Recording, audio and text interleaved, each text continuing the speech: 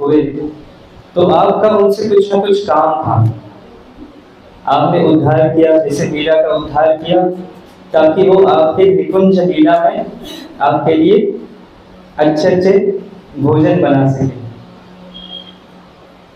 तो वो भक्त अपनी प्रार्थना में ये बोल रहे हैं कि मेरे पास तो ऐसा कोई गुण नहीं है, कुछ भी नहीं है। तो भगवान को चैलेंज कर रहे हैं वो उस प्रार्थना में, बोल रहे हैं कि मेरे पास तो कुछ भी नहीं है, तो मतलब मेरा आपके पास कोई कुछ काम नहीं है, तो उस पे भी मेरा उद्धार करके दिखाओ, क्योंकि आपका मेरे साथ तो कुछ काम है नहीं, आप तो मेरा उद्धार तो करेंगे नहीं। तो आप ट्राई करो, मेरा उद्धार करके दिखाओ। भगवान को चैलेंज कर रहे हैं। तो हमारे भी सिचुएशन ऐसा ही है, हम वैसे कुछ लायक है नहीं कि मतलब कुछ बोल सके, या प्रभु जी ने तो बहुत कुछ बोल दिया हमारे बारे में, लेकिन ऐसा कोई कुछ खास नहीं है। आप लोगों में से कितने लोग भक्त परिवार से हैं?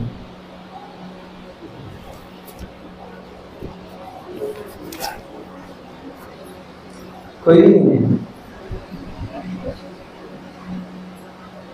कल कोई भक्त मेरे पास हमसे बोल रहे थे कि बहुत कष्ट है भक्ति करना, स्पेशली जब हम एक ऐसे परिवार से आते हैं जहाँ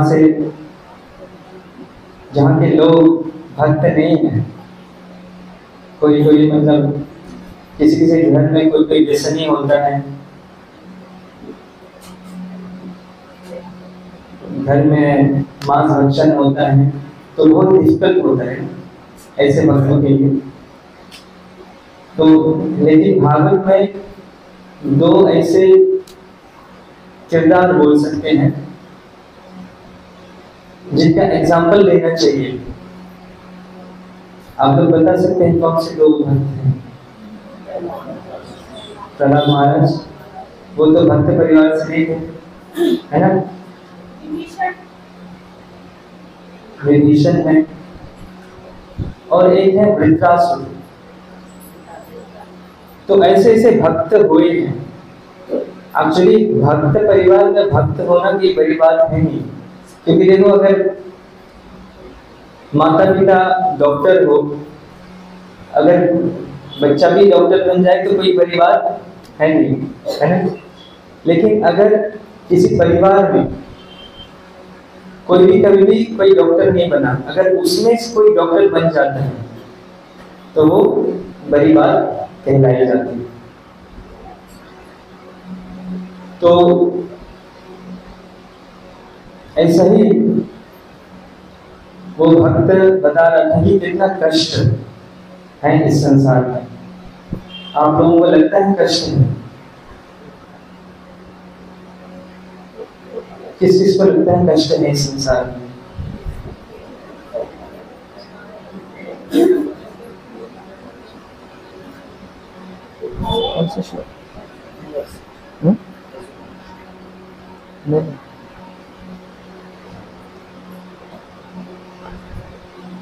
तो हम बस प्रयास करेंगे थोड़ा कुछ जो भी ठाकुर जी और गुरुदेव की कृपा से हम बोल सके। और वैसे तो हमको कुछ आता नहीं, इसलिए हम ट्राई करेंगे कि आप लोगों से कुछ सीखें आज। तो थोड़ा हाथ जोड़ के प्रार्थना करें। ओम नमो भगवते वासुदेवाय। ओम नमो भगवते वासुदेवाय। ओम नमो भगवते वासुदेवाय। नारायणं नमस्कृत्यं नरं चैव नरोत्तमं देवीं सरस्वतीं व्यासं ततो जयामुदीरये नष्टप्रायेषु अभद्रेषु नित्यं भागवत सेवया भगवतीरुत्तमश्लोके भक्ते भवति नैष्ठिकी। तो हम लोग भगवद गीता से पढ़ रहे हैं श्लोक हिंदी में है। कौन सा श्लोक? तो डायरेक्टली पढ़ेंगे। जन्म कर्म च मे दिव्यम् एवं यो वेत्ति तत्त्वतः त्यक्त्वा देहं पुनर्जन्म नैति माम् एति सोऽर्जुन। जन्म कर्म च मे दिव्यम् एवं यो वेत्ति तत्त्वतः त्यक्त्वा देहं पुनर्जन्म नैति माम् एति सोऽर्जुन। हे अर्जुन, जो मेरे आविर्भाव तथा कर्म की दिव्य प्रकृति को जानता है, वह इस शरीर को छोड़ने पर इस भौतिक संसार में पुनः जन्म नहीं लेता, अपितु मेरे सनातन धाम को प्राप्त करता होता है। सॉरी, मेरा थोड़ा हिंदी थोड़ा गड़बड़ वाला है। ओम ज्ञानतिमिरस्य ज्ञानविनाशकाय चक्षुरुन्मीलितं तस्मै श्री गुरवे नमः।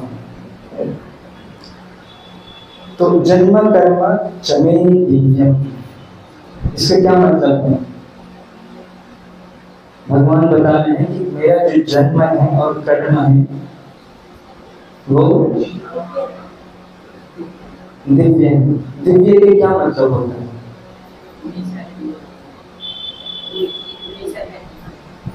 एक्चुअली हमारा जन्म जो होता है इस संसार में वो कैसे होता है? किसी माता के गर्भ से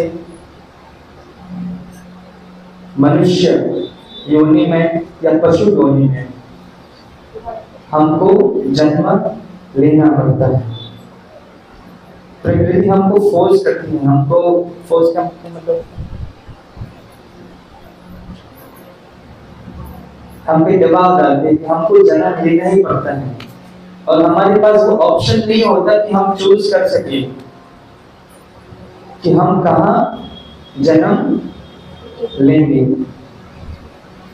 अगर इच्छा के बराबर होता, हमारी इच्छा के अनुसार होता, तो सब लोग चाहते कि हम कोई राजा के घर में जन्म लें, ना कोई अच्छे घर में जहाँ पे सब कुछ घर बार पैसा करोड़ों मिले, है ना, नौकर चाकर सब कुछ। यहाँ तो जन्म लिया, इतना परिश्रम करना पड़ रहा है, तो जन्म हमारे अनुसार होता है कि नहीं होता है? तो किसके अनुसार होता है? हमारे कर्मों के अनुसार। तो मैं जैसे बता रहा था, मैं थोड़ा आप सब लोगों से शिक्षा लूंगा। तो गीता एक्चुअली 5 तत्वों के बारे में बात करता है। उस सब्जेक्ट बोल सकते हैं जो कि एब्सोल्यूट है। एब्सोल्यूट मतलब वो चेंज, मतलब वो सनातन है, शाश्वत है। ऐसे कौन कौन से सब्जेक्ट टॉपिक्स हैं? कौन बता सकते हैं? हाँ सही। जीव, प्रकृति, ईश्वर, काल और कर्म, ये 5 हो गए। अगर आप देखो तो जैसे सिलेबस होता है ना स्कूलों में, तो सिलेबस भी 7 सालों में शायद चेंज होता है, उसमें भी कोई परिवर्तन होता है। लेकिन ये जो 5 सत्य, परम सत्य है जो भगवान ने बताया है गीता में, परम सत्य, क्योंकि वो उसमें बदलाव नहीं आता। अगर हम देखें जीव चेंज होता है, जीव को कोई मार सकता है, जीव को कोई काट सकता है। भगवान खुद बोलते हैं उसको कोई ना कोई मार सकता है, ना कोई सुखा सकता है, ना कोई काट सकता है। तो जीव इटर्नल है, सनातन है। उसके साथ साथ भगवान ईश्वर भी सनातन है, हमेशा से थे हैं और रहेंगे। उसके बाद काल को कोई चेंज कर सकता है? कभी टाइम हमारा वेट करता है। अब बोल सकते हो नहीं कि तुम रुक जाओ, तो समय भी किसी का प्रतीक्षा नहीं करता। एक्चुअली अगर आप देखो ये सारे भगवान की खुद की शक्तियां हैं, और भगवान का जो क्वालिटी है वो इन सब में है। भगवान सनातन है तो ये भी सारे इटर्नल है, सनातन है। और भगवान का फिर प्रकृति, ऐसा प्रतीत होता है कि प्रकृति कहीं ना कहीं एक स्तर पे खत्म हो जाती है, लेकिन वो खत्म नहीं होती, वो हमारे सामने आती है और अदृश्य हो जाती है, लेकिन वो यहीं पे है। भगवान की प्रकृति भी भगवान के साथ सनातन है। और फिर कर्म, तो ये 5 इसको एब्सोल्यूट ट्रुथ बताया गया है। लेकिन इन 5 में से एक चेंज होता है जिसको बदल सकते हैं। वो क्या है? आप लोग जीव को बदल सकते हैं, भगवान को बदल सकते हैं। आजकल वैसे कलयुग में तो नए नए भगवान बना देते हैं हम लोग। ये कलयुग का लक्षण है। कलयुग को बताया गया है कि आने वाले समय में इतने करोड़ों भगवान बने इस कलयुग में। जो भी थोड़ा उच्च स्तर पे आ जाएगा उसी को भगवान बना देंगे। ये कलयुग का लक्षण है। तो इनमें से सिर्फ एक ही जो हमारे वश में है, चेंज करना। क्या चेंज करेंगे? कर्म। तो हमारा जो जन्म होता है इस संसार में वो हमारे कर्मों के अनुसार होता है। किसके घर में जन्म लेना है, मनुष्य योनि में जन्म लेना है, पशु योनि में जन्म लेना है, वो हमारे कर्म डिसाइड करते हैं।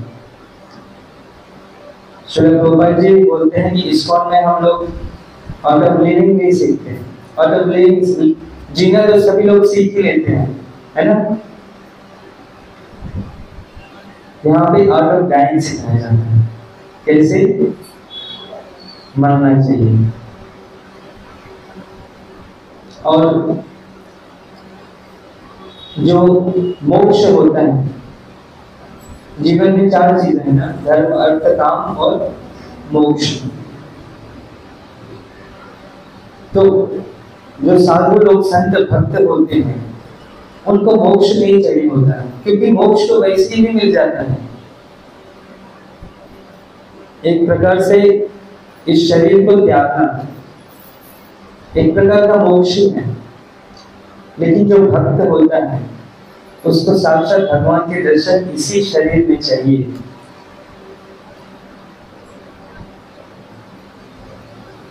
वो भक्ति का लक्षण है, वो प्रेम का लक्षण है। उसको मृत्यु का इंतजार नहीं है, उसको बस यही अभ्यास है कि भगवान का दर्शन मिल जाए, भगवान की सेवा मिल जाए। तो एक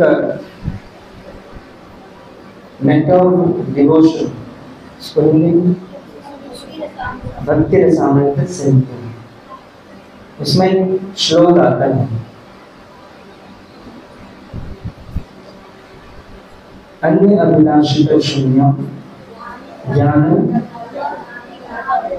अनुकूल्येन शिलानं भक्ति उत्तम। तो जब मैं भक्ति शास्त्र सीख रहा था 2010 में वृंदावन में, तो इस श्लोक पे हमने काफी चर्चा किया था। तो इस श्लोक पे स्पेशली हमारे साथ भक्ति रसामय महाराज थे, तो मैंने बहुत बड़ी सुंदर बात कही थी इसमें कि अन्य अभिलाषित शून्यम। इसमें नहीं बोला गया कि अन्य अभिलाष शून्यम, अन्य अभिलाषित शून्यम। ये जो नेचर होता है डिजायरिंग का, जो मतलब हमें ये चाहिए वो चाहिए, वो शून्य होना चाहिए। लेकिन अभिलाष हो सकता है, ये स्वभाव है मनुष्य का। जैसे गजेंद्र मोक्ष में, अगर भक्ति के अनुसार देखें तो गजेंद्र मर रहा था उस टाइम पे, उसके प्राण संकट में थे। अगर अन्य अभिलाष शून्य होता तो उसको भगवान को बचाने, मतलब मुझे बचाओ, ये बोलना जरूरत नहीं था, क्योंकि प्राण बचाना भी मटेरियल है, ये भी एक भौतिक अभिलाष है। लेकिन अभिलाषित जो नेचर होता है कि हमेशा हमको ये चाहिए वो चाहिए, ये शून्य होना चाहिए। हमको हर चीज में, हर परिस्थिति में कोई ना कोई कंप्लेंट रहता है, क्योंकि हमारी जो इंद्रियां हैं हमको खींचती है हर जगह पे। इतना प्रबल है इंद्रिया की, कोई मतलब कोलकाता चला जाता है वहां का रसगुल्ला खाने के लिए, इतना प्रबल है। कोई रात को सो नहीं पाया, सुबह बोल रहे यार सिर दर्द हो रहे हैं, मैं सो नहीं पाया, क्या दिक्कत हुई है? एसी में चल रहा था मेरा।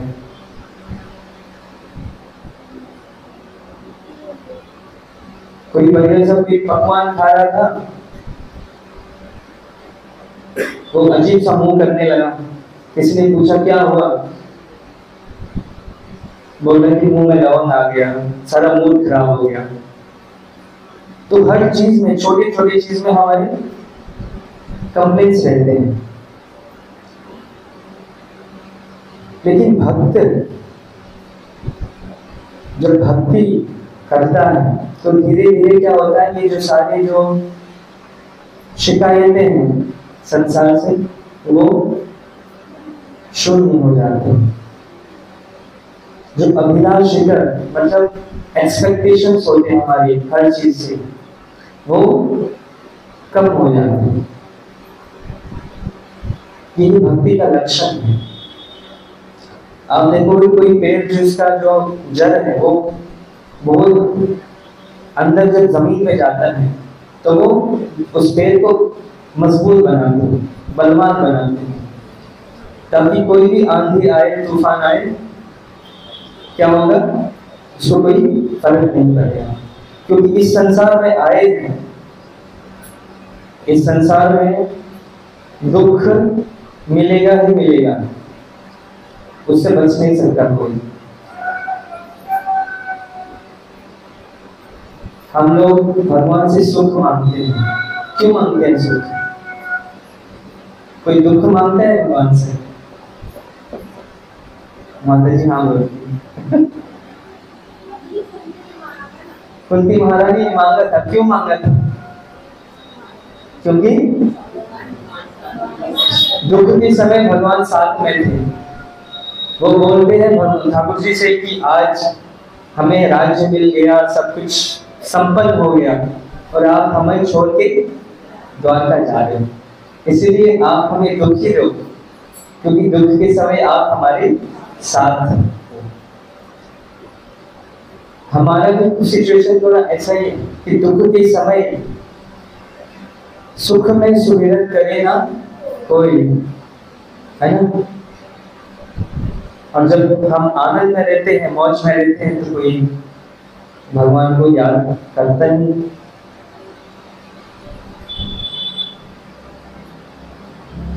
तो कुंती महारानी, हाँ, उन्होंने दुख मांगा, लेकिन हम लोग दुख नहीं मांगते भगवान से, सुख ही मांगते हैं, लेकिन फिर भी दुख आएगा ही आएगा, उसका कोई कंट्रोल नहीं हमारे ऊपर। जैसे बारिश, अगर बारिश हो रही हो बाहर में, तो आप क्या सोचोगे, मैं जाके बारिश को रोक दूंगा? कौन रोक सकता है बारिश को? उसे भगवान ही कर सकते हैं, हम नहीं कर सकते। लेकिन अपने आप को सूखा रखने के लिए, अपने आप को प्रोटेक्ट करने के लिए हम क्या कर सकते हैं? छतरी ले सकते हैं, वो हमारे कंट्रोल में है, छतरी लेना। तो जो हमारे कंट्रोल में है हम वो कर सकते हैं। तो दुख और सुख भगवान गीता में बताते हैं, जैसे सीजन्स होता है ना, मौसम होते हैं, बदलता रहता है, कभी सुख का समय आ गया, कभी दुख का समय आ गया, तो वो आता रहेगा हमारे जीवन में। लेकिन हम भक्ति में कितना आगे बढ़ते हैं, वो आगे चल के हमको, जैसे उस पेड़ का जो जड़ है वो बहुत ही अंदर तक होल्ड करता है उस पेड़ को, उस पेड़ को मजबूत बनाता है। तो हमारे जो जड़ है वो कितने मजबूत है, हमारी भक्ति उसको ऊर्जा देती है। अगर हमारी भक्ति हल्की वाली होगी तो तूफान आएगा तो क्या होगा? क्या होगा? गिर जाएगी। वैसे ही जब हम कहीं डॉक्टर के पास जाते हैं इंजेक्शन लगाने के लिए, और आप चल रहे हो किसी जगह में नंगे पैर, आपको एकदम से कांटा चुभ जाता है, दर्द होता है, एकदम से कांटा चुभ गया, आपको दर्द होगा, आप चिल्लाओगे। लेकिन वही चीज आप जब डॉक्टर के पास जाते हो इंजेक्शन लगाने के लिए, क्योंकि आप मेंटली प्रिपेयर होते हो, आप सोच के जाते हो, इसलिए आपका उसका जो दर्द होता है उसको सहने की आपको क्षमता होती है।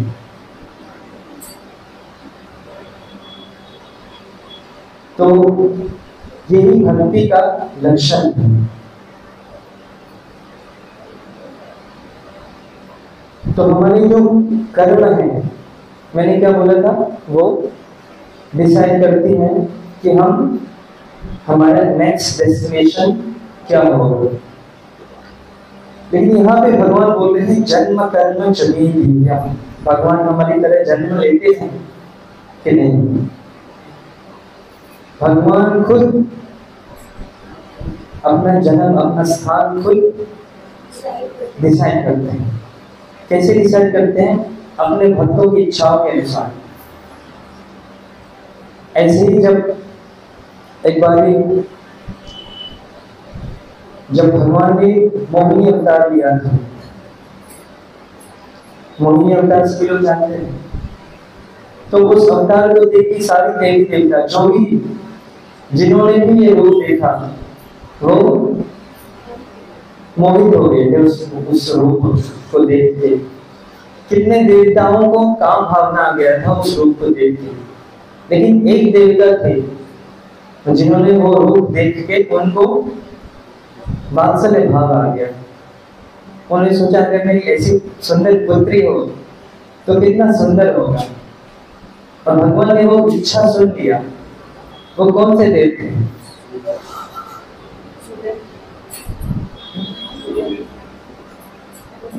बताइए पीछे आगे, किसी को नहीं पता?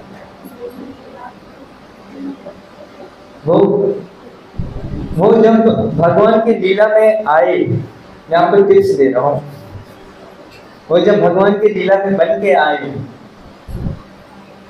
तो उनका नाम भानुपरा।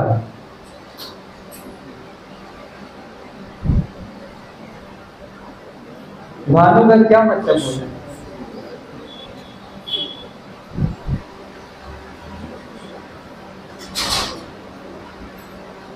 भानु का वैसे मतलब होता है सूर्य, वो सूर्यदेव थे। सूर्यदेव ने जब वो सुंदर रूप देखा भगवान का, जब उन्होंने इच्छा किया कि ऐसी मेरी पुत्री होनी चाहिए, तो भगवान ने मन ही मन सोच लिया कि चलो मैं इनका इच्छा ये पूर्ण करूंगा। ब्रज लीला में आप क्या बन के आओगे? वृषभ भानु। भानु का मतलब होता है सूर्य, तो सूर्य देव भी प्रकट हुए श्रीमती राधा रानी के पिता के रूप में। तो भगवान क्या करते हैं? अपने भक्तों की इच्छाओं के अनुसार जन्म लेते हैं, और कृष्ण और राधा रानी के अंतर कोई नहीं, वो भगवान ही है।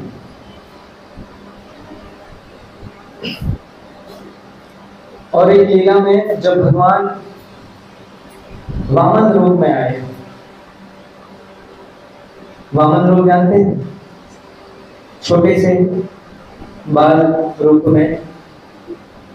तो बाल रूप में जब वो बलि महाराज से मिलने गए तो उन्होंने 3 पग मांगा था बलि महाराज से।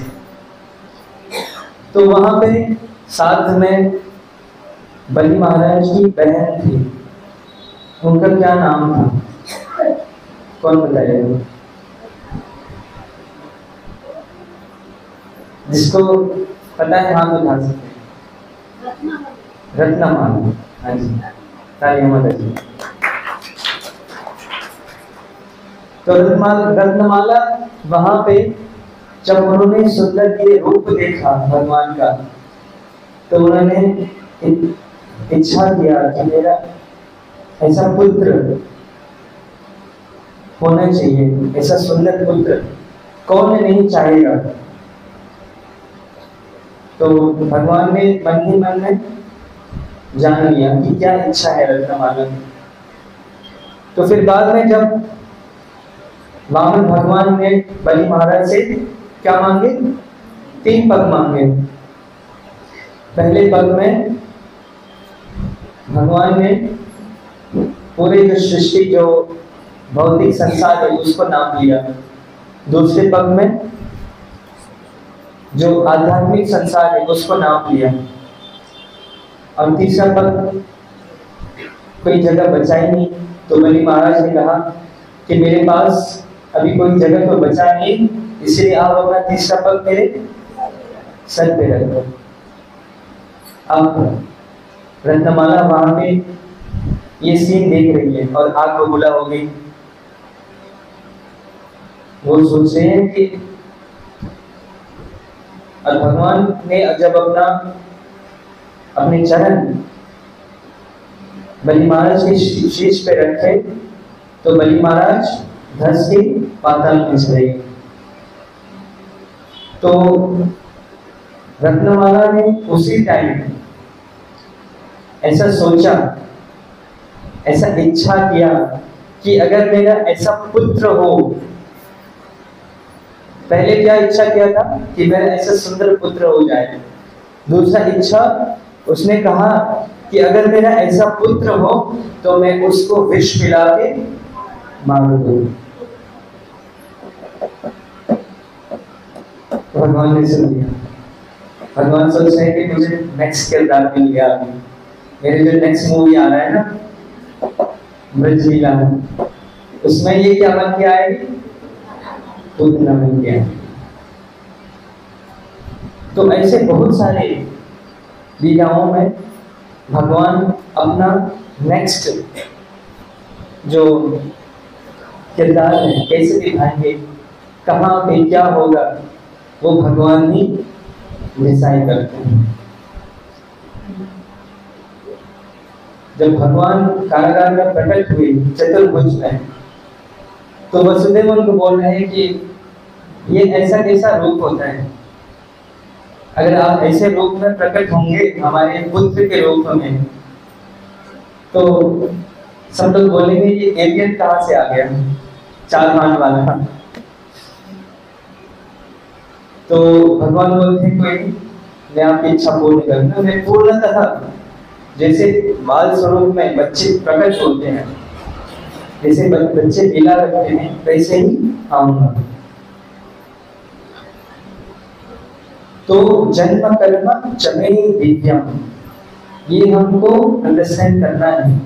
और अगर ये हम समझ जाते हैं, भगवान बता रहे हैं, तो क्या होगा, हम इस जन्म मृत्यु के चक्कर से छूट जाएंगे। अब कलयुग का ये बहुत आश्चर्य की बात है। जैसे हम लोग कभी ये सोचते हैं कि बधाई करते हैं कि अमेरिका के लोग बहुत एडवांस हैं, वहाँ बहुत पैसा है, बहुत ऐश्वर्य है। हम लोग कभी कभी प्रचार करते हैं ना, अमेरिका तो बहुत अच्छा देश है और बहुत ये। तो वैसे ही देवलोक में वहां पे भी प्रचार होता है। कहाँ का, कौन सी जगह का? इस भूलोक में, इस भारत भूमि का प्रचार होता है। सब लोग बोलते हैं कि इस भारत वर्ष में जो भी जन्म लेता है उसको एक मौका मिलता है भगवान को प्राप्त करने का। वो देवलोक में भी प्राप्त नहीं होता है। तो नारद मुनि बोलते हैं कि इस संसार से, इस भारत भूमि से कितने लोग भगवान को प्राप्त किए हैं। इसलिए इस कलयुग में एक बार नारद मुनि घूमते घूमते आए देखने के लिए कि कैसे हैं इतने, मतलब ऐसे सुंदर जगह पे कितने सुंदर लोग हैं जो भक्ति करते हैं, भगवान का सेवा करते हैं, भगवान का सेवा पूजा हो रहा है यहाँ पे। तो मैं ऐसे भक्तों के दर्शन करना चाहता हूँ। तो इस कलयुग में जब प्रस्थान किए नारद मुनि ने, तो उन्होंने पूरा उल्टा ही देखा यहाँ पे। फिर वापस गए ब्रह्मा जी के पास,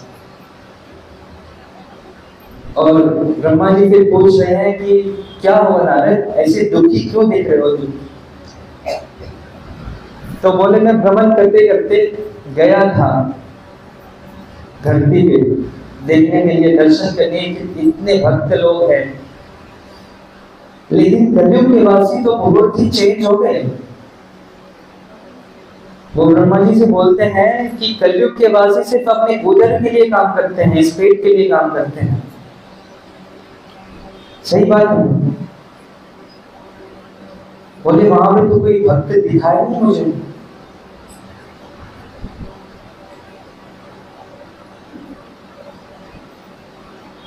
कलयुग के लोग ना तो पूजा पाठ करेंगे, ना भक्ति करेंगे,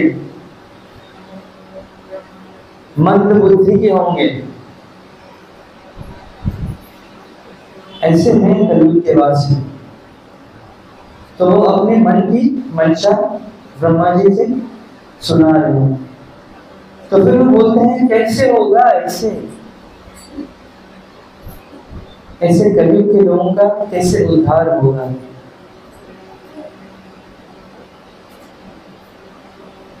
ना तो तपस्या कर सकते हैं ये लोग, तपस्या में बैठेंगे, तपस्या के तो 5 मिनट में सो जाएंगे, है ना?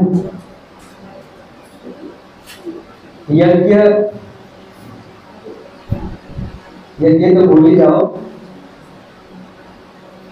कहा गया है कि पहले जब यज्ञ होते थे, यज्ञ अनुष्ठान होता था, तो उसमें जो यजमान बैठते थे वो सब शुद्ध होते थे, जो सामग्री होता था वो शुद्ध होता था, जो घी डलता था यज्ञ में वो भी शुद्ध होता था, और जो मंत्र होता था वो भी शुद्ध होता था। इतना शुद्ध कि मंत्रों के द्वारा अग्नि प्रज्वलित की जाती है। आजकल क्या यूज होता है? माचिस, है ना? तो कलयुग में ना तो घी शुद्ध होगी, ना मंत्र शुद्ध होंगे, ना ब्राह्मण शुद्ध होंगे, तो कैसे होगा ये?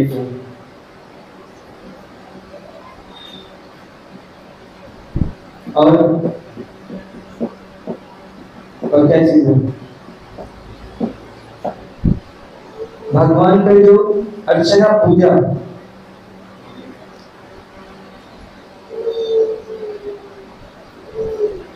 वो कैसे होगा? आज इस संसार में अगर आप देखो तो सिर्फ इस्कॉन के मंदिर ऐसी जगह है जहाँ पे भगवान का अर्चना पूजा समय से और विधि पूर्वक होता है।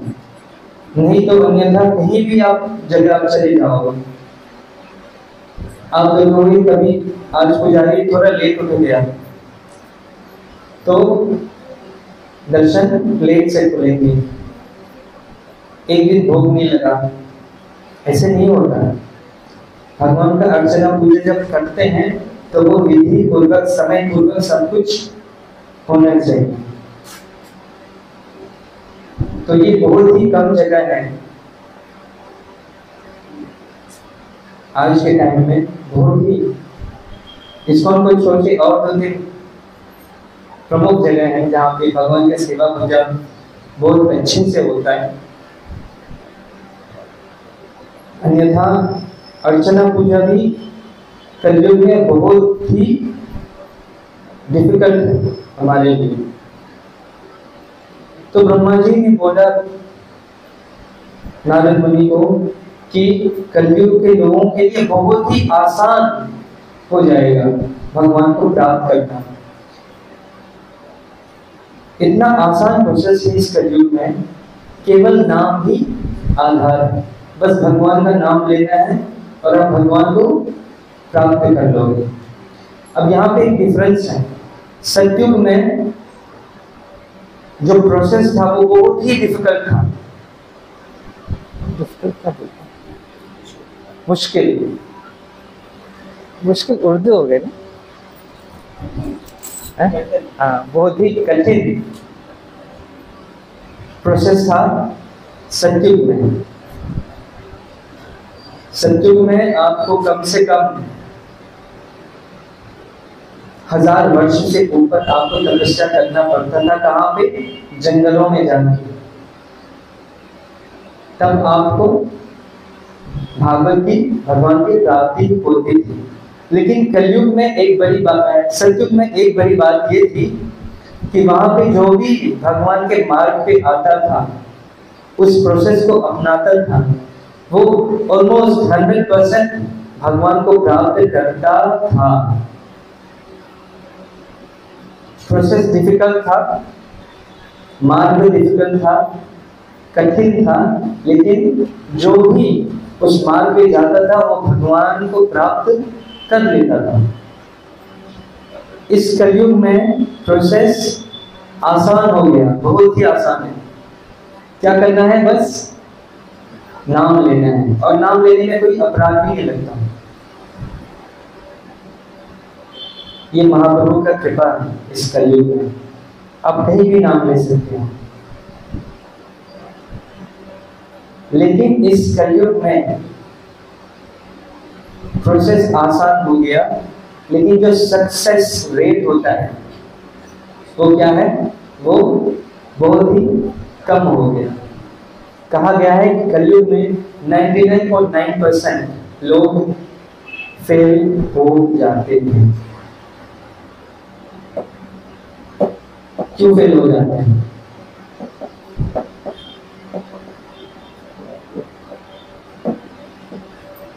क्योंकि माता कुछ बोल रहे हैं,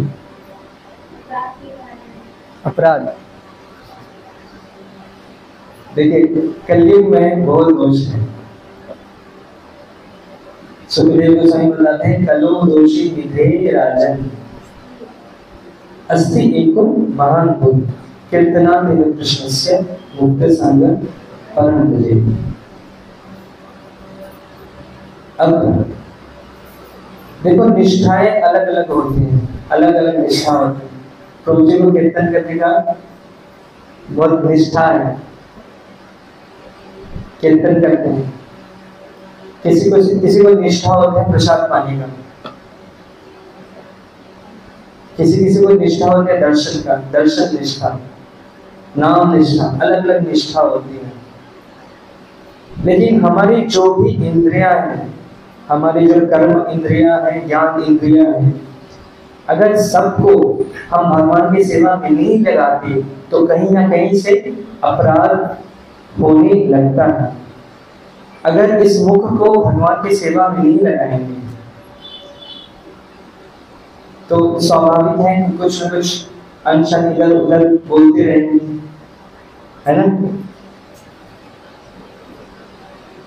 अगर कान से हम भगवान की कथा नहीं सुनेंगे, भगवान का नाम नहीं सुनेंगे, तो फिर क्या होगा? हम अलग ही कुछ सुनेंगे, गाने वाने सुनेंगे अलग। अगर भगवान का प्रसाद नहीं पाएंगे तो क्या खाएंगे? भोग खाएंगे, है ना। तो शरीर की जो भी इंद्रियां हैं हमको भगवान की सेवा में लगानी है। अब यहाँ पे किसी ने कह दिया कि जो हमारी जो कर्म इंद्रियां हैं उसमें 2 गुप्त इंद्रियां हैं, तो किसी भक्त ने कहा कि ये जो गुप्त इंद्रियां हैं उसको छूने से ही हम अपवित्र हो जाते हैं, है ना। तो उसको कैसे लगाए भगवान की सेवा में? तो कहा गया है कि जब कोई शौच करने जाता है तो वो जब उस भाव से शौच करता है कि मेरा शरीर मंदिर है और उस शरीर को पवित्र करने के लिए, ताकि हम ठाकुर जी भगवान की सेवा कर सकें, इसलिए हम इस शरीर को पवित्र करते हैं। उस भाव से अगर वो शौच करने जाता है तो वो भी जो कर्म इंद्रियां हैं वो भी भगवान की सेवा में लग जाती हैं।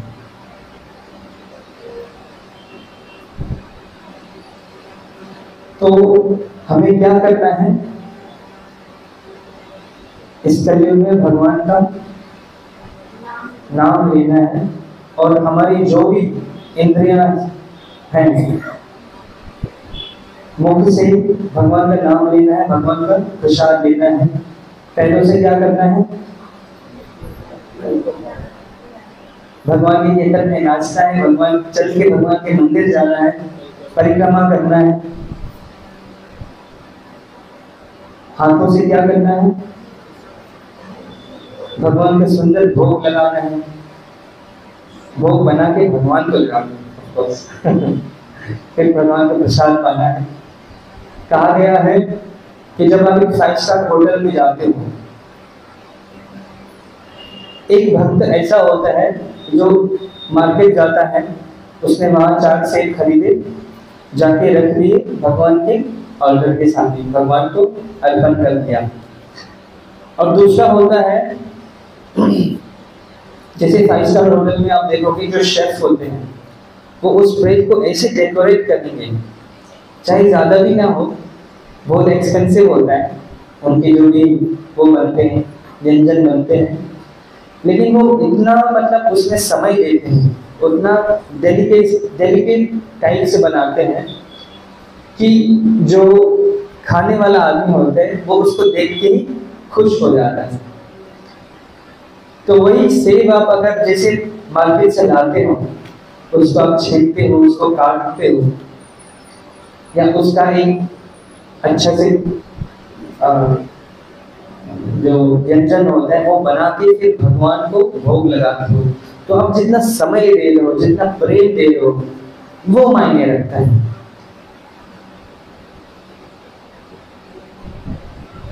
वो क्वालिटी बढ़ाता है आपकी भक्ति का, आपकी सेवा का, आपने कितना समय दिया।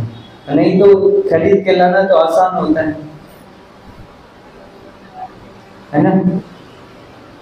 तो सेवा क्वालिटी बढ़ाना चाहिए हमें, जो भी हम सेवा कर रहे हैं।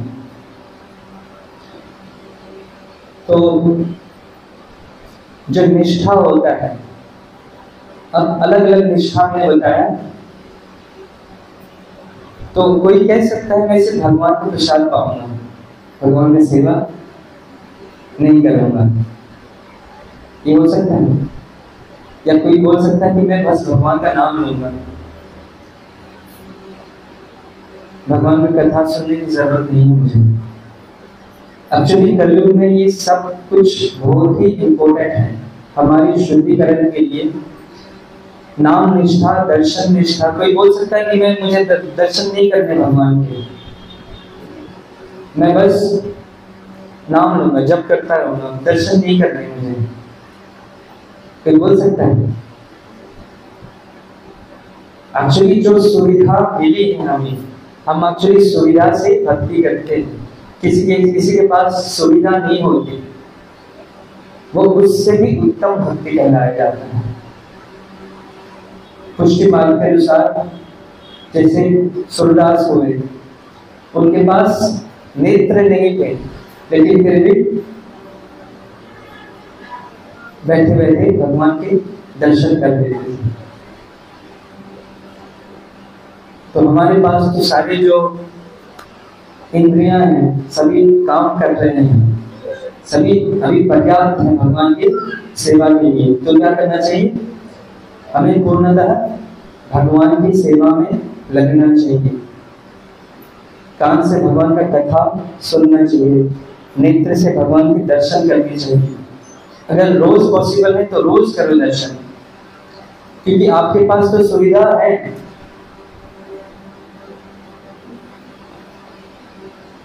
किसी किसी को वो सुविधा भी प्राप्त नहीं होती। और ऐसा हो जाता है कि कलयुग के लोग ऐसे हैं, जब मुरझा जाते हैं तब बोलते हैं कि भगवान तुमको अर्पण। ये ऐसी कहानी है जैसे कोई लड़का किसी लड़की को प्रपोज करने जाता है एक गुलाब का फूल लेके। अगर गुलाब का फूल सूखा लेके गया, एक सूखा गुलाब का फूल लेके जाता है और एक लड़की को देता है और बोलता है आई लव यू, लड़की क्या बोलेगी?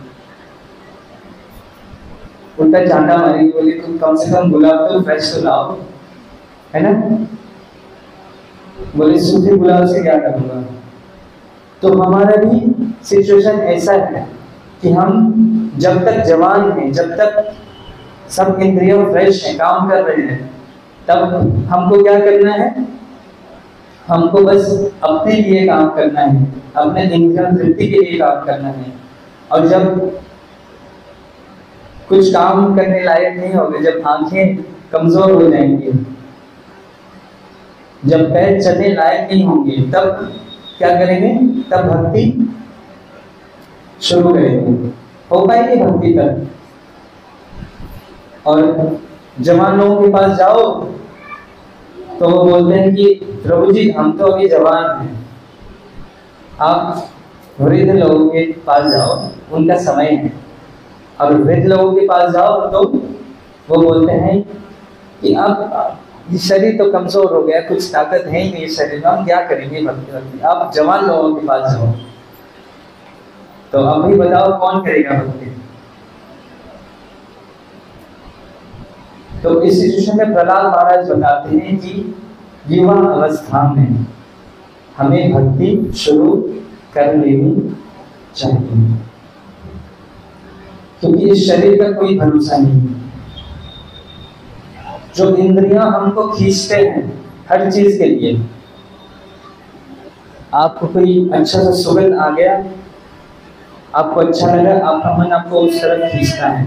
कहीं पे कोई अच्छा पकवान बन रहा हो तो वहां पे भी आपने जो स्मेल कर दिया, कोई अच्छा व्यंजन बन रहा हो तो आपका मन उस तरफ खींचता है आपको। तो ऐसे हमारा मन हर जगह हमको खींचता रहता है।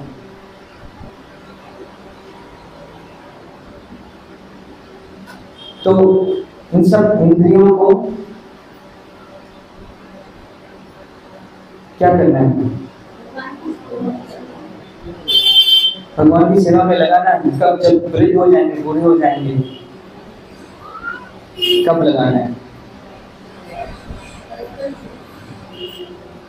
अब बोलेंगे बचपन तो चली गई, अब जितना समय है मौका है अब तो कर लो। प्रभुपाद जी बोलते हैं ये जो हमारा सनातन धर्म है, मैं सिर्फ इस्कॉन नहीं बोलूंगा, आप अभी देखोगे कि पूरे विश्व में सनातन धर्म का प्रचार बहुत हो रहा है। अगर आप आज के टाइम, आज संडे, आज वृंदावन चले जाओगे, आप परेशान हो जाओगे, कितने लोग आ रहे हैं भगवान के दर्शन के लिए। कोविड के बाद तो और भी ज्यादा हो गया।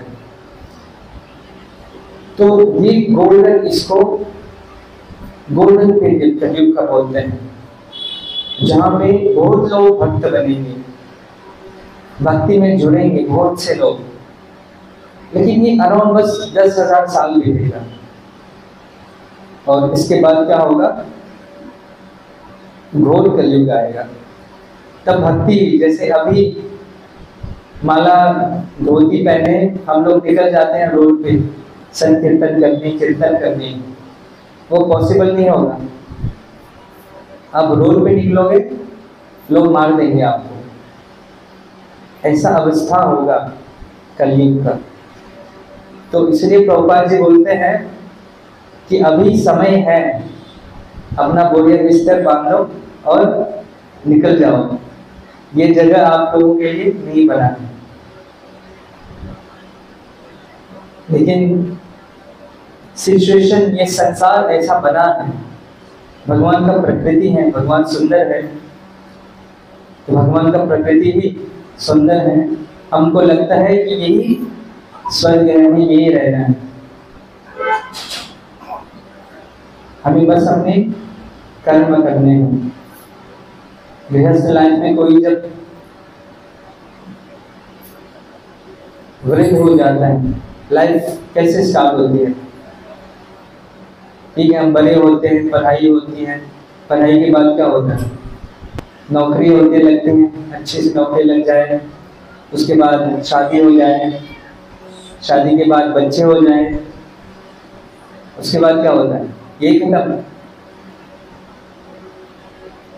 ये चक्र खत्म नहीं होता। उसके बाद हम उनके बच्चे को बड़े करने हैं, उनकी पढ़ाई होगी, उनकी शादी होगी, हमारे परपोते होंगे, उनको भी देखना है। ऐसे ही ये चक्र चलते रहता है। लेकिन धर्म, अर्थ, काम, लास्ट में क्या है, मोक्ष कहाँ गया है? एक समय था भारत में जब घर के जो बड़े थे, जब उनके बच्चे सब लोग स्थित हो जाए, नौकरी वोकरी सब शुरू हो जाए, जब बच्चे अपने पैरों में खड़े हो जाए, तो माता पिता क्या करते थे, तीर्थ यात्रा के लिए निकल जाते थे। उसको वानप्रस्थ बोलते हैं। लेकिन कलयुग में वानप्रस्थी खत्म ही हो गई।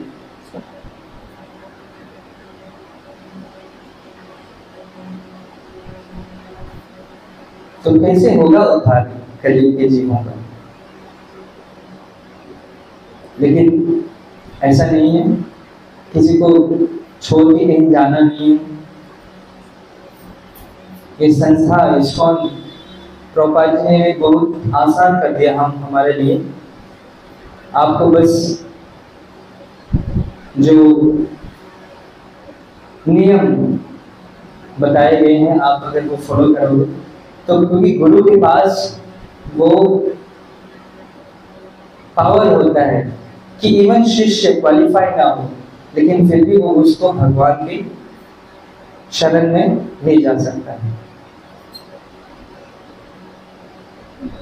इवन हम लोग क्वालिफाइड नहीं हैं, अगर गुरु का आश्रय लेते हैं तो गुरु हमको भगवान के पास ले जाएंगे। हाँ, हमें नियम का पालन करना चाहिए, माला करनी चाहिए, प्रभुपाद जी के ग्रंथ को पढ़ना चाहिए, भागवत सुननी चाहिए, भगवान का जो भी खाए हम भगवान का उच्चिष्ट, भगवान का प्रसाद पाए। और बहुत ही इम्पोर्टेंट इस कलयुग में भक्तों का संगम।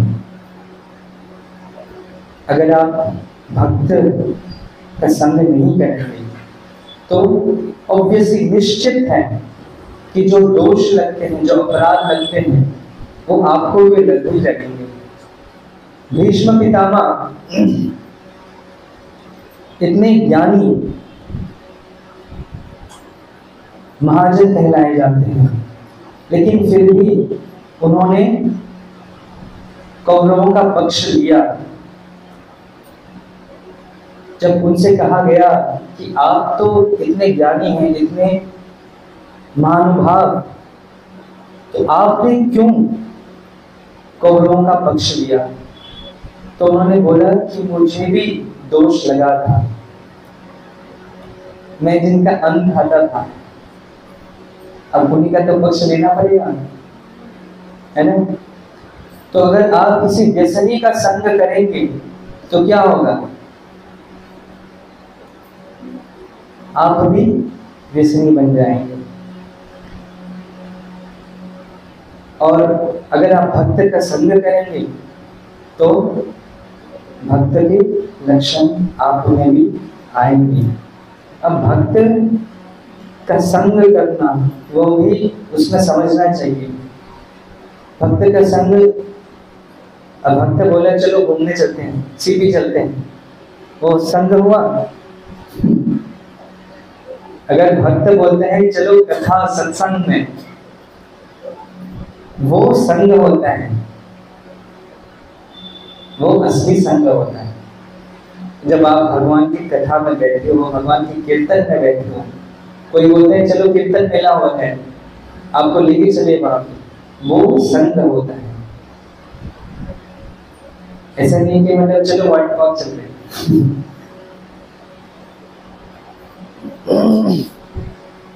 या कहीं भी चलो, अगर कलयुग है, इधर उधर का तो थोड़ा मनोरंजन होना चाहिए, मतलब अगर मनोरंजन भी हो तो उसको आत्मरंजन में कैसे कन्वर्ट किया जाए, वो भक्त लोग को पता होता है। कि आप वाटर पार्क के भी जा रहे हो, वहां भी कीर्तन करो, वहां भी प्रसाद पाओ, है ना? तो ये समझना है कि भगवान का जन्म और कर्म दिव्य है। हम अक्सर अपराध करते हैं जब हम सोचते हैं कि भगवान का जन्म और उनके कर्म हमारे समान हैं। इसी से कोई बोलता है कि भगवान तो बहुत कुछ गलत किए अपने लीलाओं में, भगवान तो रंग छोड़ के भाग गए थे।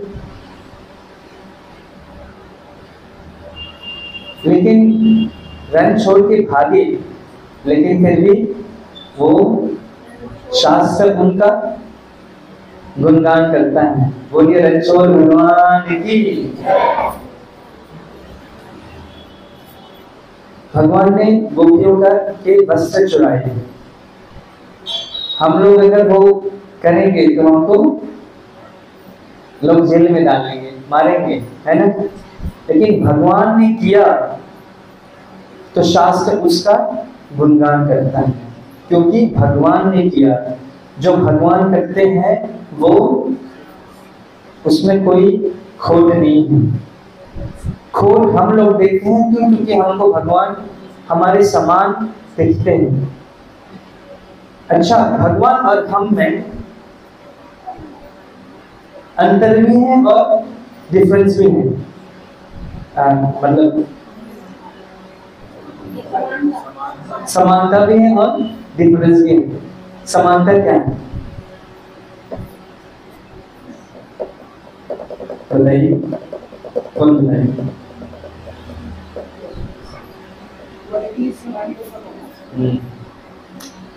Same in quality, different in quantity.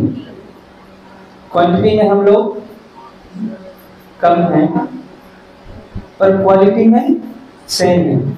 अगर आप समुद्र से एक बूंद पानी निकालो, एक बूंद पानी, हम उस समुद्र से एक बूंद पानी जैसा है, और उस पानी को आप एनालाइज करोगे, अगर आप माइक्रोस्कोप में देखोगे तो क्वालिटी में सेम रहेगा। वो बूंद पानी नमकीन है, समुद्र का पानी नमकीन है। तो क्वालिटी में हम लोग समान हैं, लेकिन क्वांटिटी में कम है। कम कैसे हुए?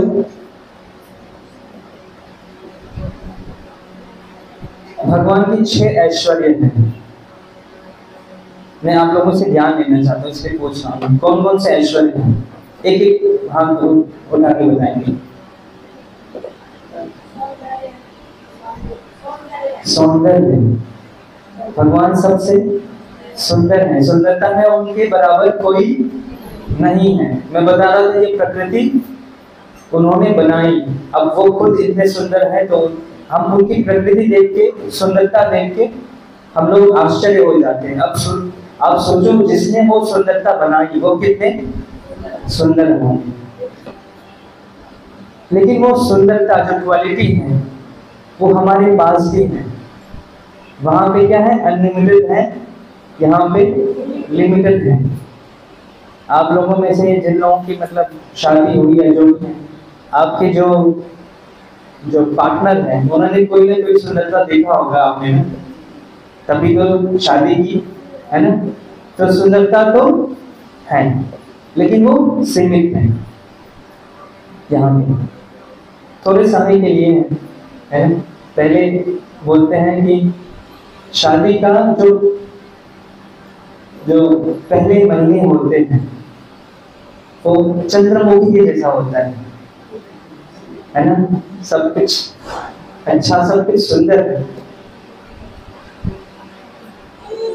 आप अपने पार्टनर की प्रशंसा करते रहते हैं, उनके लिए तो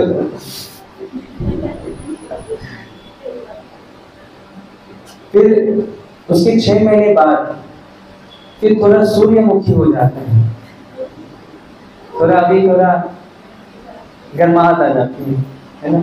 थोड़े गुस्सा, कुछ कहा सुनी हो जाते हैं, थोड़े झगड़े होने लगते हैं। होता है, मैं झूठ बोल रहा हूँ, सिर्फ बोलता हूँ। और फिर उसके बाद फिर ज्वालामुखी, फिर बर्तन टूटने लगते हैं किचन में। तो सुंदरता, उसके बाद लक्ष्मीपति। भगवान के पास तो पैसा बहुत है, लक्ष्मीपति है, सबसे अरबपति भी नहीं बोल सकते, कोई गिनती नहीं है। लक्ष्मी सहस्र संभ्रम से मानो। अगर विष्णु के पास एक लक्ष्मी है तो कृष्ण के पास हजारों लक्ष्मियां हैं। ये ब्रह्मा जी बता रहे हैं ब्रह्म संहिता में। अब सोचिए, भगवान का ये ऐश्वर्य जो धन है कितना है उनके पास, असीमित। जो इस पूरे ब्रह्मांड का ओनर है, भौतिक आध्यात्मिक पूरे ब्रह्मांड का इज अ मास्टर, उनके पास कितना पैसा होगा? हमारे पास है, आपके पास है 54-58 रुपया। हमारे पास उतना होता भी है, लेकिन हमारे खर्च करने के वो है ना, उससे ज्यादा होते हैं। हम उससे ज्यादा खर्च करना चाहते हैं, जबकि हमारे पास क्षमता नहीं होती। लेकिन फिर भी थोड़ा सा मात्रा में हमारे पास धन लक्ष्मी है। सबके पास है, किसके पास नहीं है? हाथ उठाइए। लक्ष्मी सबके पास है ना? तो निमित मात्रा में हमारे पास है। तो क्वालिटी वहां पे भगवान के पास अनलिमिटेड है, हमारे पास वही थोड़ी क्वांटिटी में है, लेकिन है। तो क्वालिटी सेम है, क्वांटिटी डिफरेंट हो गया। और कौन सा लक्ष्य है? ज्ञान। आप लोगों के पास ज्ञान है?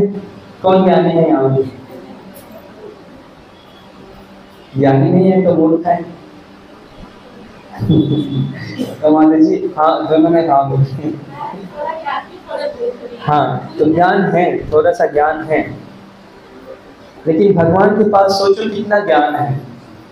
ब्रह्मा जी ने हिरण्यकशिपु को ऐसा वरदान दे दिया कि तुम बाहर ना अंदर, ना ऊपर ना नीचे, ना सुबह ना शाम, इतने सारे कंडीशंस बता दिए कि तुम नहीं मरोगे, लेकिन फिर भी समाधान किसने निकाला?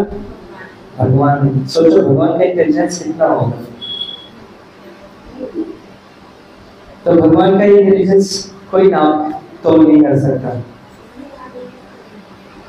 हमारे इंटेलिजेंस हमारे पास है थोड़ा सा, किसी को मैथमेटिक्स सही लगता है, किसी को आर्ट साइंस अच्छा लगता है, या कोई आर्ट्स में ठीक है मैथमेटिक्स में खराब है, तो थोड़ा ऊपर नीचे होता रहेगा। उसके बाद 3 हो गए ना अभी?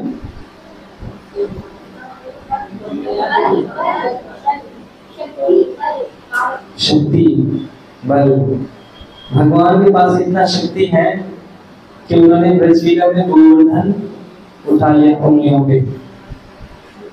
हमारे पास शक्ति है, हम उसको उठा सकते हैं ना, हम लोग गोवर्धन नहीं उठा सकते। बल तो है, क्वालिटी सेम है, बल है हमारे पास, भगवान के पास भी है। भगवान के पास असीमित है, हमारे पास सीमित है। उसके बाद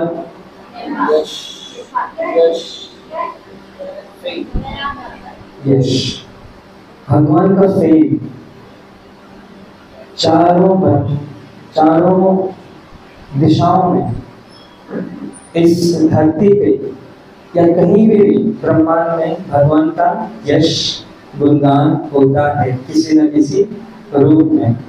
अगर आप भारत में ही जो आदिवासी होते हैं ना, जो ट्राइब्स होते हैं, वो भी किसी न किसी रूप में भगवान की पूजा वंदना करते हैं। तो भगवान का यश सब जगह फैला हुआ है। हमारे पास यश है नहीं है?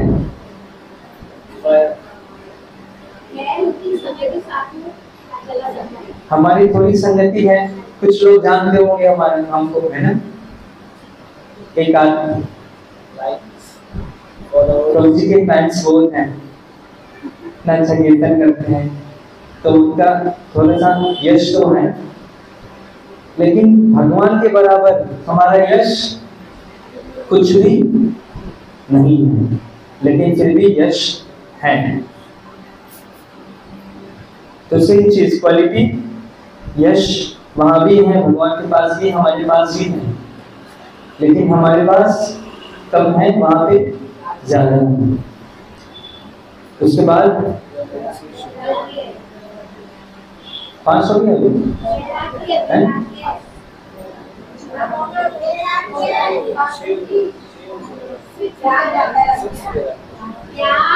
5 हो गए, 5 बताएंगे करके।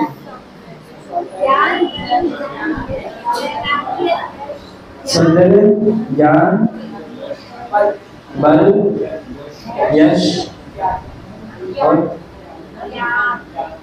ज्ञान को बोलिए, धन, ठीक है, 5 हो गए।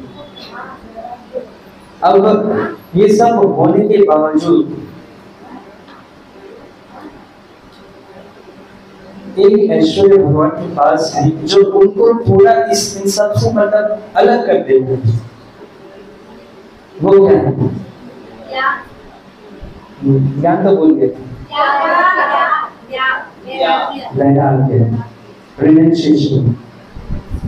हमारे पास ये जो ऐश्वर्य है, थोड़ा सा भी अगर हमारे पास ज्यादा हो जाए तो हमको उसका अटैचमेंट हो जाता है, अहंकार हो जाता है, मान हो जाता है उसका। अगर कोई थोड़ा सुंदर होता है तो वो उसका मान करता है, अरे मैं इतना सुंदर है, मैं क्या करूँ। वो गाना आता है ना, मैं इतने सुंदर है तो मैं क्या करूँ। फिर आजकल एक रील चल रहा है, फिर नाम जप करो। तो हमारे पास ये सारे गुण ऊपर नीचे लेवल्स में है। किसी के पास अगर ज्ञान ज्यादा है तो सुंदरता कम है, अगर सुंदरता ज्यादा है तो ज्ञान कम है। अगर ज्ञान ज्यादा है तो शुक्र से हैं, बल नहीं, बल कम है। तो ऐसे ऊंच थोड़े ऊंच नीच में हमारे पास ये सारी क्वालिटीज हैं। हमारे पास वैराग्य भी है,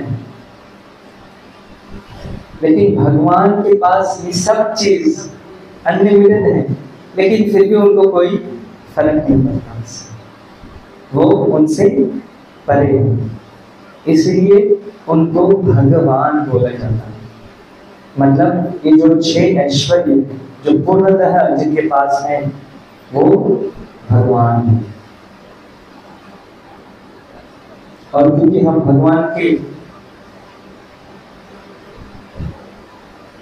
अंश मात्र, हम भगवान के अंश हैं, तो वो लक्षण भी हमें भी प्राप्त है, इनहेरिटेंस है हमारे परम पिता परमेश्वर का। जैसे जीन्स होते हैं ना, जैसे किसी का पुत्र होता है, जैसे किसी का आंख अगर ब्राउन होता है तो शायद उसके पुत्र का आंख भी ब्राउन होता है, तो जीन्स इनहेरिटेंस होता है। तो हमारे पास भी सबसे बड़ा धरोहर जो हमारे पास ये जो ऐश्वर्य है वो कहाँ से आया है? भगवान के पास से आया है। तो इस बात को समझना कि हम भगवान के अंश हैं और हम इस संसार के नहीं हैं। हम किसके हैं? किसके हैं? भगवान के। एक भक्त का लक्षण होता है, उन्होंने किसी सन्यासी को अपने घर पे बुलाया और बहुत बड़ा घर था, आलीशान मकान बनाया था। तो सन्यासी ने पूछा कि ये जो लिविंग रूम है इतना बड़ा आलीशान आपने बनाया, वो किसके लिए बनाया है? तो वो बोलता है कि ये हमारे ठाकुर जी के लिए है। उनके रसोई में गए, वो उनको बता रहे हैं, कभी न कभी कोई सन्यासी हमारे घर पे आते हैं, कोई आचार्य गुरु आते हैं तो उनको दिखाते ना हमारा घर कैसे। तो उनको किचन में ले गए, तो बहुत ही आलीशान 5 स्टार किचन बनाया था। तो बोले किचन किसका है? तो वो बोले किसका है? बोले ठाकुर जी के लिए। उनके कमरे में गए, कमरा तो मतलब आप मतलब देखोगे तो वाह ही करोगे। उन्होंने बोला ये कमरा किसका है? उन्होंने क्या बोला? ठाकुर जी के। और फिर उन्होंने बोला फिर आपके ठाकुर जी का कमरा कहाँ है? तो उन्होंने जब जाके जब ठाकुर जी का कमरा दिखाया तो वो और सबसे सुंदर। तो सन्यासी ने पूछा ये किनके हैं? तो उन्होंने क्या बोला? ये हमारे हैं। बाकी सब कुछ जो भी हमारे पास है वो क्या है? ठाकुर जी के हैं। और हम क्या हैं? ठाकुर जी के हैं।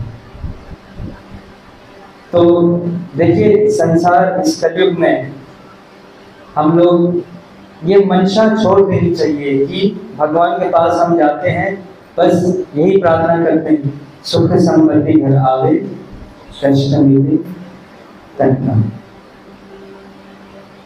मांगते रहते ना भगवान से कुछ ना कुछ, सुख संपत्ति घर आवे, यही चाहिए। लेकिन भगवान से हम भगवान को नहीं मांगते, यही कमी है। भगवान के पास जाए क्या मांगना चाहिए? भगवान को। हम लोग सकाम भावना से हमेशा भगवान के पास जाते हैं, भगवान मेरे पास मुझे एग्जाम में पास करा दूं, मेरे पास धन की वृद्धि हो जाए, घर में सुख संपत्ति आ जाए, है ना? यही मांगते रहते हैं भगवान से।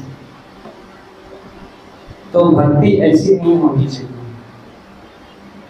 भक्ति कैसी होनी चाहिए? कैसी होनी चाहिए भक्ति? जिसमें सिर्फ हम अपनी ठाकुर जी का सुविधा देखें, हम अपनी सुविधा नहीं देखें, वो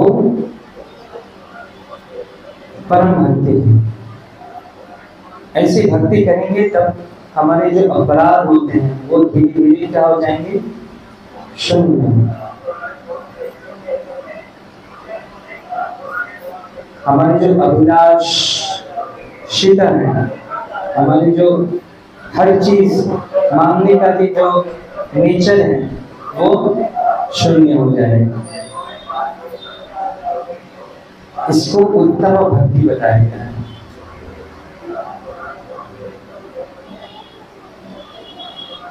हरे कृष्ण।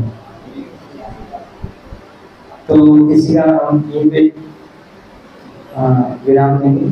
तो भगवान का जो जन्म और कर्म दिव्य है कि अगर हम समझ ले तो हमारा जो जीवन, जो हमारी बाकी का जीवन है, हम भगवान की सेवा में, भगवान का नाम लेके, भगवान का कीर्तन करके कैसे वो जीवन व्यापन करेंगे। This is the art of dying. यही प्रभुपाद ने इस पर में हमको सिखाया है। इसलिए यहाँ पे भगवान बोल रहे हैं जो इस बात को समझ लेगा वो निश्चित ही मेरे धाम को आएगा। हरे कृष्ण। तो किसी का कोई अगर प्रश्न है पूछ सकते हैं।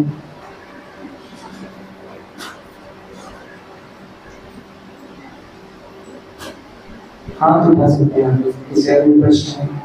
नहीं तो अगर आप सब कुछ समझ गए, या तो सब कुछ समझ गए या कुछ भी नहीं समझ गए।